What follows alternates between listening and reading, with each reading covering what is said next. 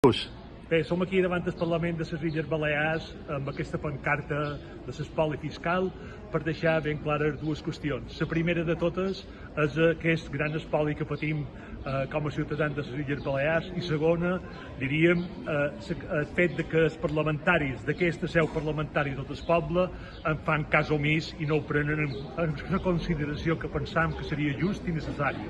Això té unes conseqüències molt importants. Lògicament, primer passim per finançament.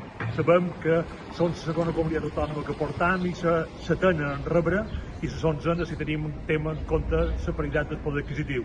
I en temes d'inversions que no tenim ni el 50% del nostre pes. Aquestes dues coses juntes són el que conformen aquest espoli fiscal que resulta de ser de més de 5.000 euros per persona i any o 20.000 euros per una família de 4 persones. En temes d'inversió ens toquen 160 euros per persona. Tot això és el fruit d'aquest espoli fiscal que té unes conseqüències bestials en sistemes públics insuficients, estressats, sanitat, educació, serveis socials, etc.